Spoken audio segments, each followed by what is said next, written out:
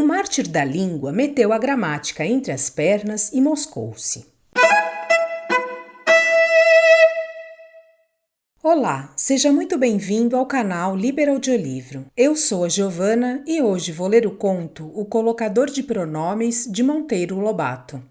Se quiser informações sobre o autor, clique no card que aparece no canto direito superior ou no link na descrição do vídeo.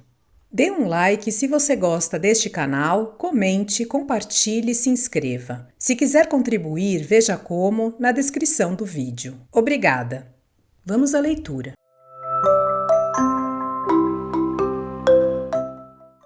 Aldrovando o Cantagalo veio ao mundo em virtude de um erro de gramática.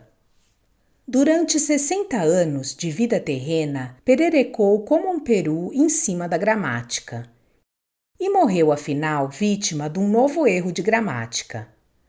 Mártir da gramática, fique este documento da sua vida como pedra angular para uma futura e bem merecida canonização.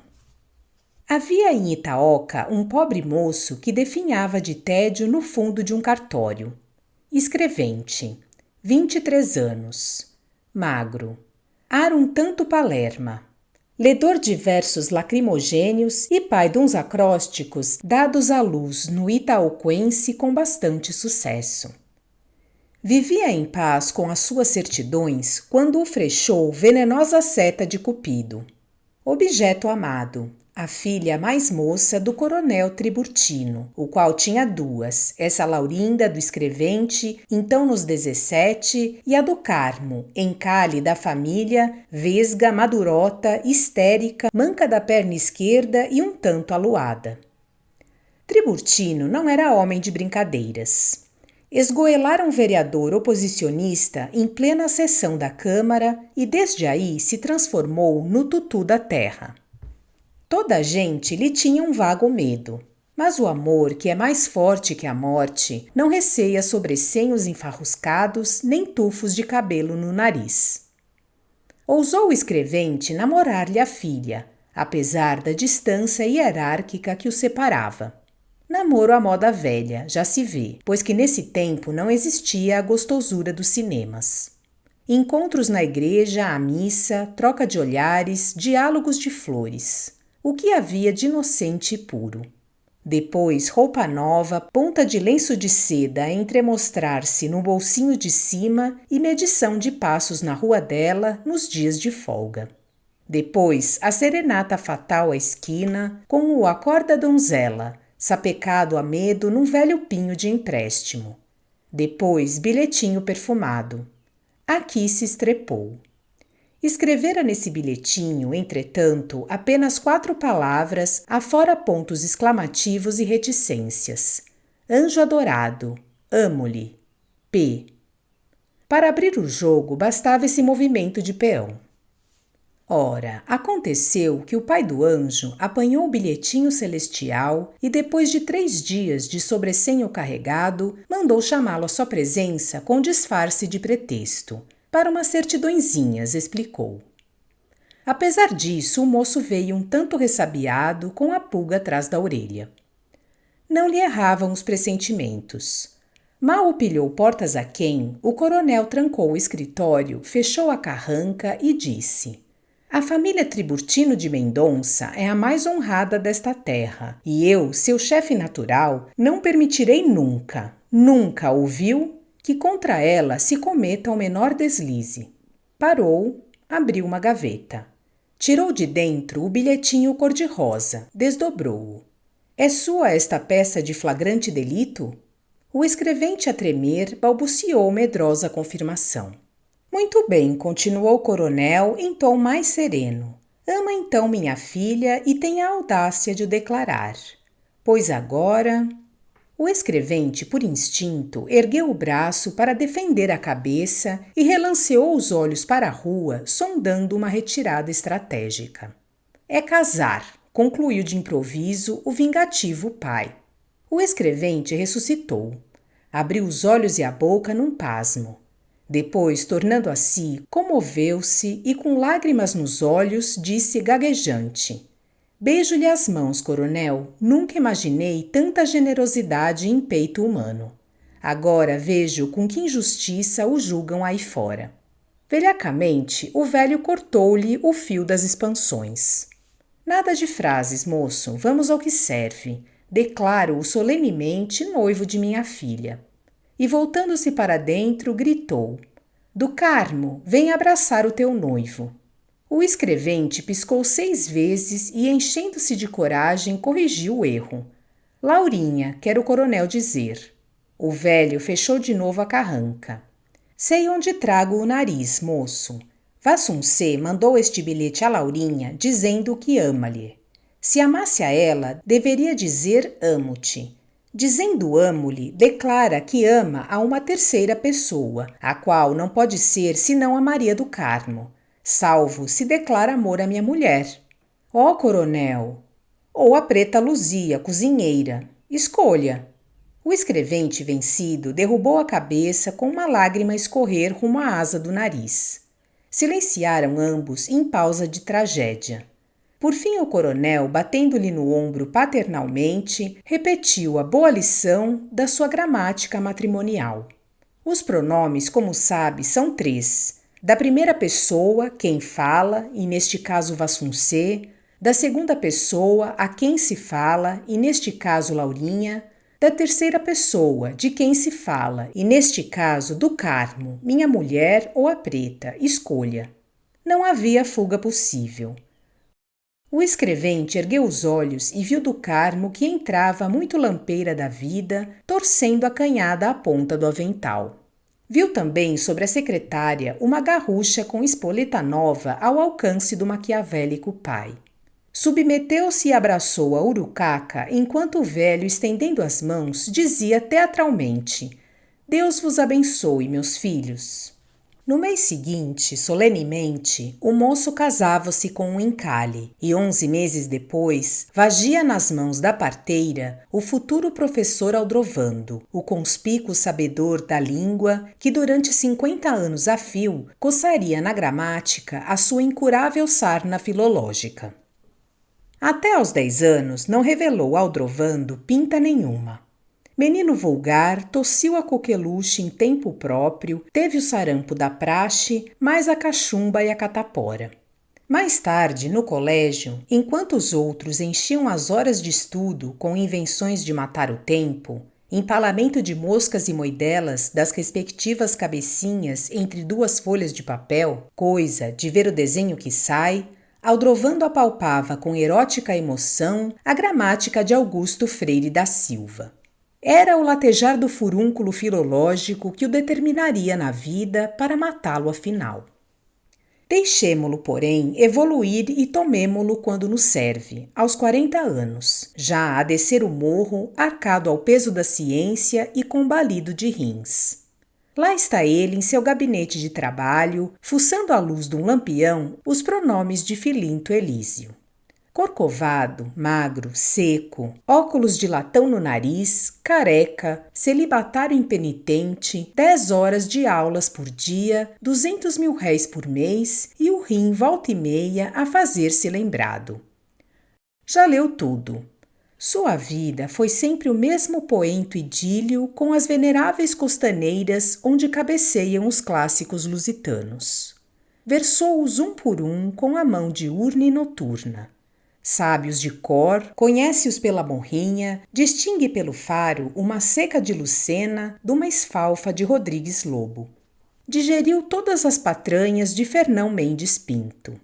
Obstruiu-se da broa encruada de Frei Pantaleão do Aveiro. Na idade em que os rapazes correm atrás das raparigas, Aldrovando escabichava Belchiores na pista dos mais esquecidos mestres da boa arte de maçar. Nunca dormiu entre braços de mulher. A mulher e o amor, mundo, diabo e carne, eram para ele os alfarrábios freiráticos do quinhentismo, em cuja soporosa verborréia espapassava os instintos lerdos como o porco em lameiro. Em certa época, viveu 3 anos acampado em Vieira. Depois vagamundeou como um Robinson pelas florestas de Bernardes. Aldrovando nada sabia do mundo atual. Desprezava a natureza, negava o presente. Passarinho conhecia um só, o rouxinol de Bernardim Ribeiro. E se acaso o sabiá de Gonçalves Dias vinha bicar pomos de Hespérides na laranjeira do seu quintal, Aldrovando esfogueteava-o com apóstrofes.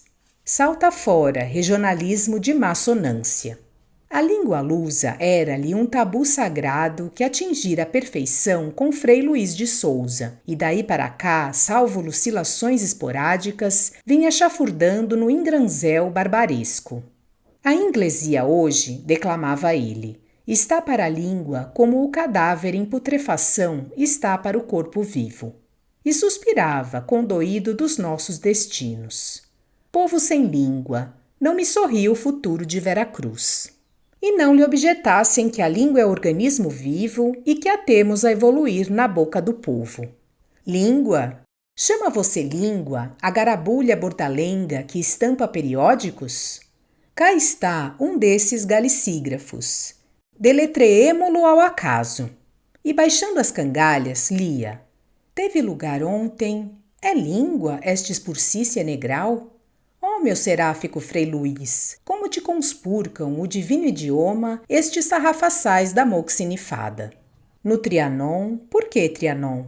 Por que este perene barbarizar com alienígenos arrevisos? Tão bem ficava a Benfica, ou se querem neologismo de bom cunho, o logratório. Tarelos é que são, tarelos. E suspirava deveras compungido. Inútil prosseguir. A folha inteira cacografa-se por este teor. Ai, onde param as boas letras de antanho?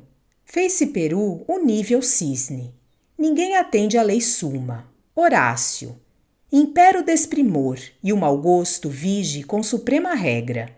A gálica intrugice é maré sem vazante. Quando penetro num livreiro, o coração se me confrange ante o pélago de óperas barbarescas que nos vertem cá mercadores de má sorte. E é de notar outro sim que a elas se vão as preferências do vulgacho.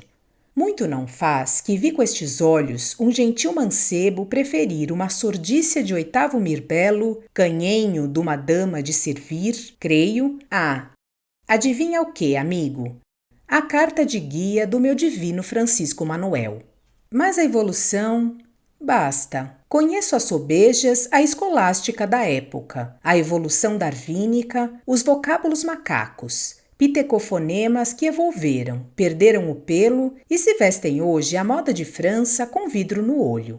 Por amor a Frei Luís, que ali daquela costaneira, escandalizado nos ouve, não remanche o amigo na esquipática sesquipedalice.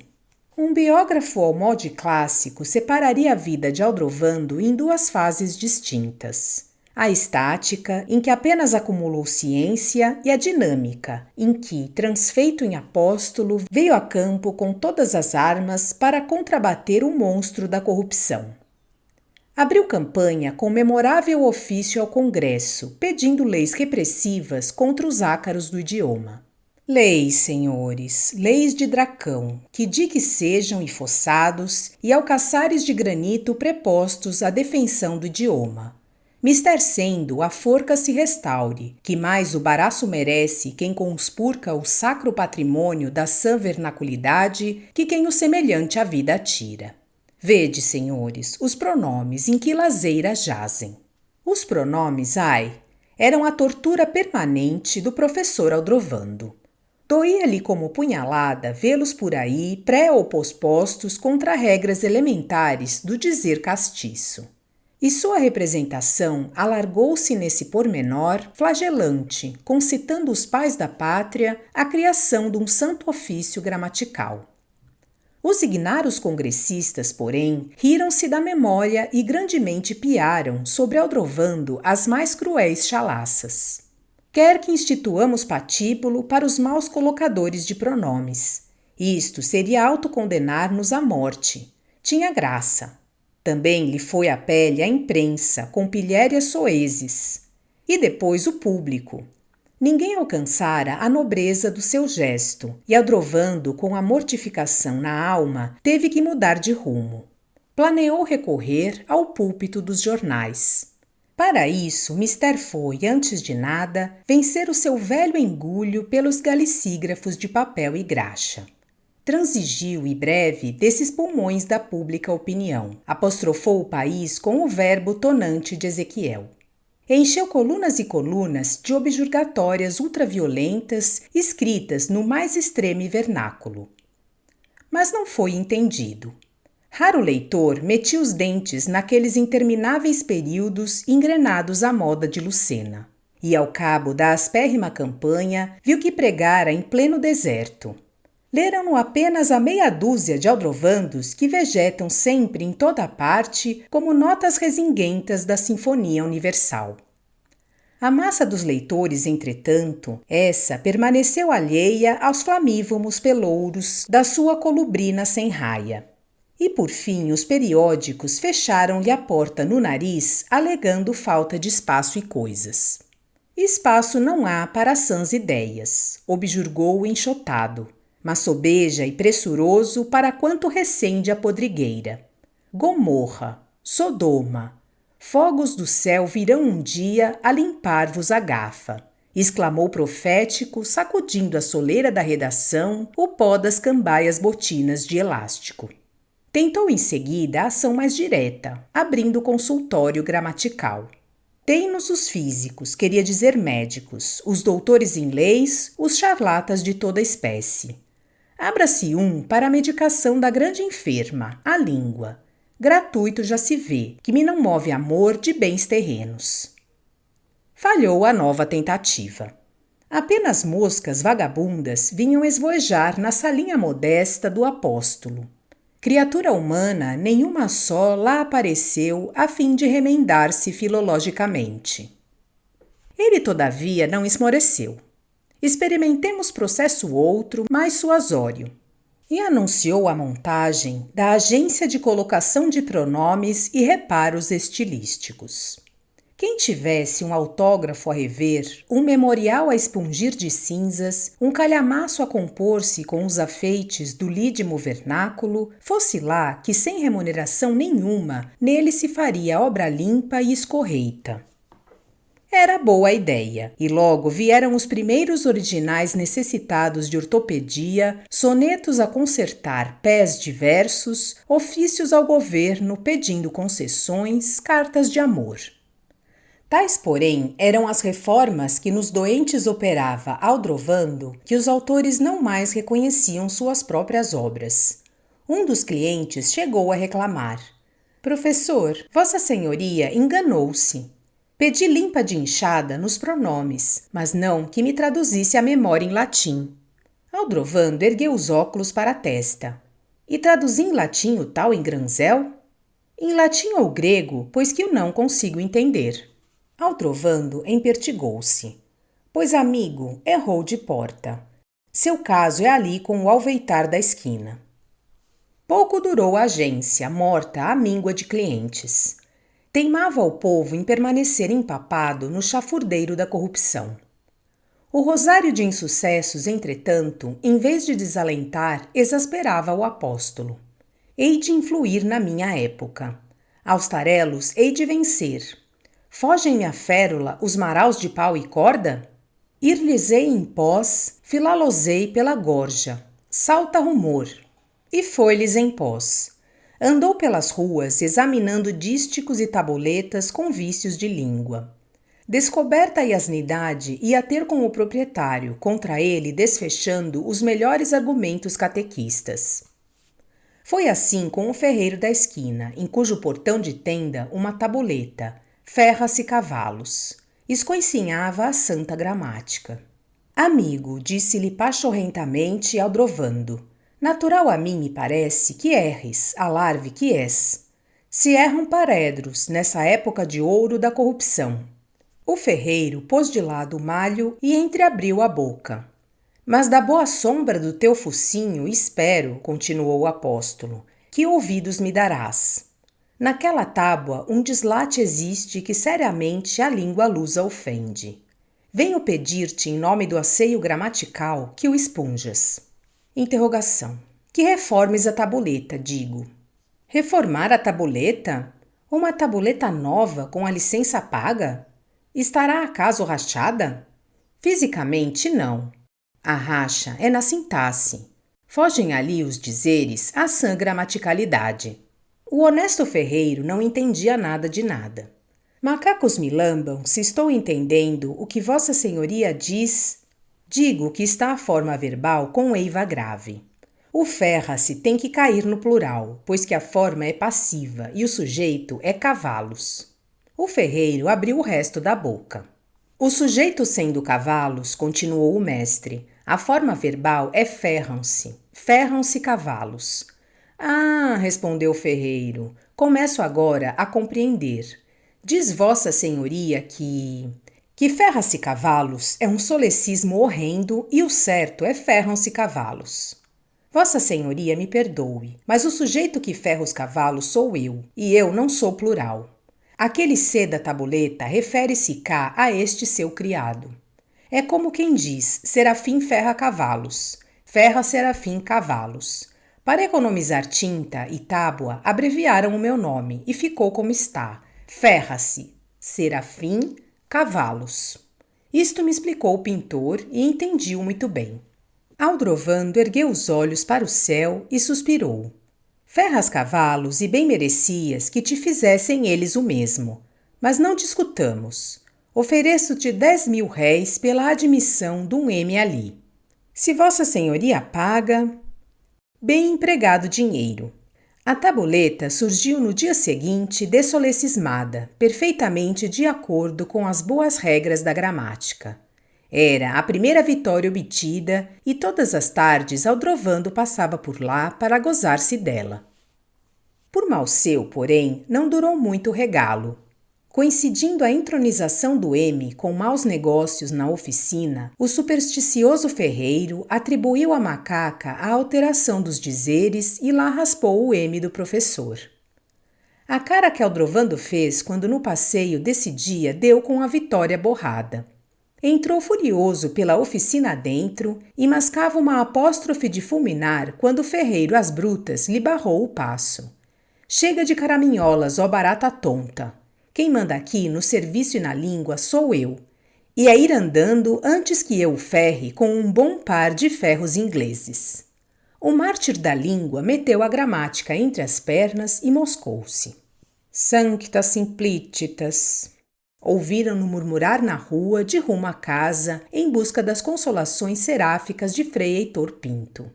Chegado que foi ao gabinete de trabalho, caiu de borco sobre as costaneiras venerandas e não mais conteve as lágrimas. Chorou. O mundo estava perdido e os homens sobremaus eram impenitentes. Não havia desviá-los do ruim caminho e ele, já velho, com o rim a resingar, não se sentia com forças para a continuação da guerra. Não hei de acabar, porém, antes de dar a prelo um grande livro, onde compendia muita ciência que hei acumulado. E Aldrovando empreendeu a realização de um vastíssimo programa de estudos filológicos. Encabeçaria a série um tratado sobre a colocação dos pronomes, ponto onde mais claudicava a gente de Gomorra. Fê-lo e foi feliz nesse período de vida em que, alheio ao mundo, todo se entregou, dia e noite, à obra magnífica. Saiu Trabuco volumoso, que daria 3 tomos de 500 páginas cada um, corpo miúdo. Que proventos não adviriam dali para a lusitanidade? Todos os casos resolvidos para sempre, todos os homens de boa vontade, salvos da gafaria. O ponto fraco do brasileiro falar resolvido de vez. Maravilhosa coisa. Pronto o primeiro tomo, do pronome C, anunciou a obra pelos jornais, ficando à espera da chusma de editores que viriam disputá-la à sua porta. E por uns dias o apóstolo sonhou as delícias da estrondosa vitória literária, acrescida de gordos proventos pecuniários. Calculava em 80 contos o valor dos direitos autorais que, generoso que era, cederia por 50. E 50 contos para um velho celibatário como ele, sem família nem vícios, tinha a significação de uma grande fortuna.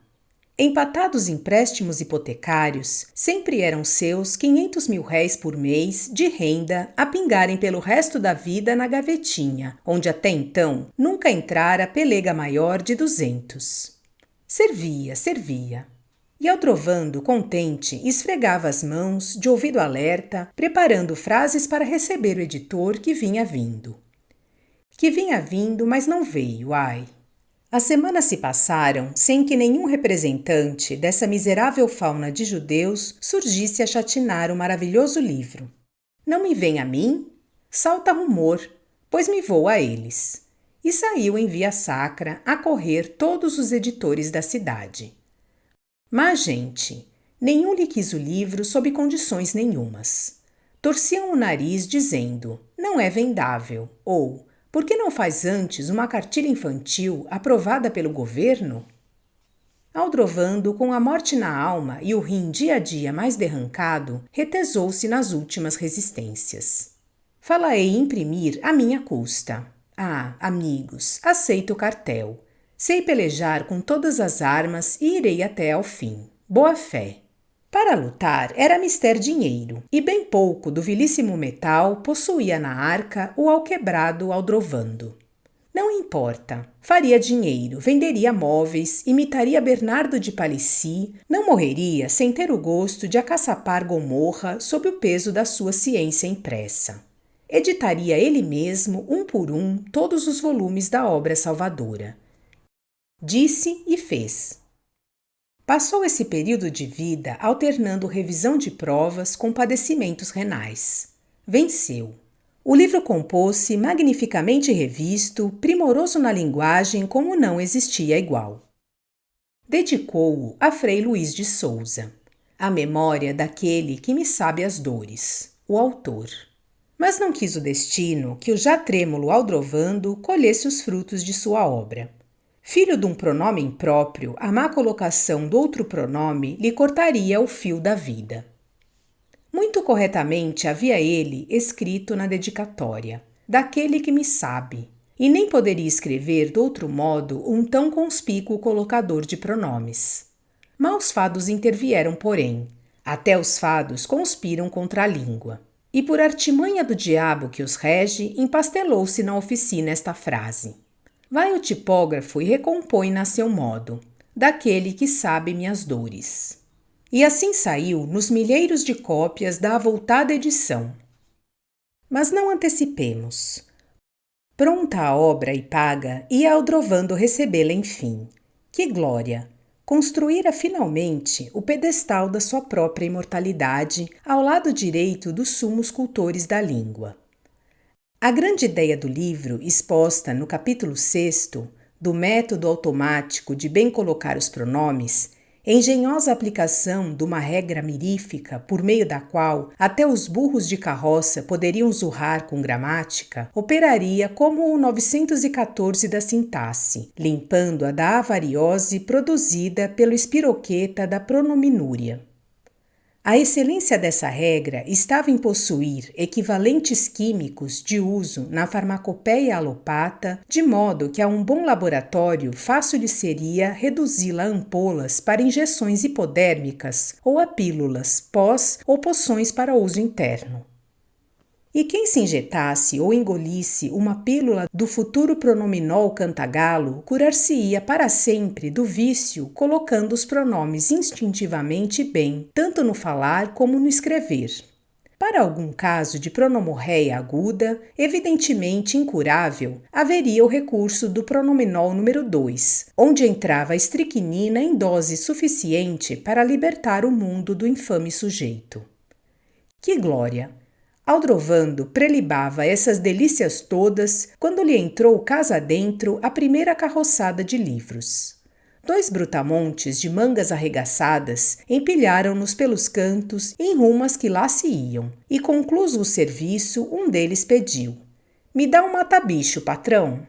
Aldrovando severizou o semblante ao ouvir aquele mê tão fora dos mancais, e tomando um exemplar da obra, ofertou-a ao doente. Toma lá, o mau bicho que tens no sangue morrerá azinha às mãos desse vermífugo.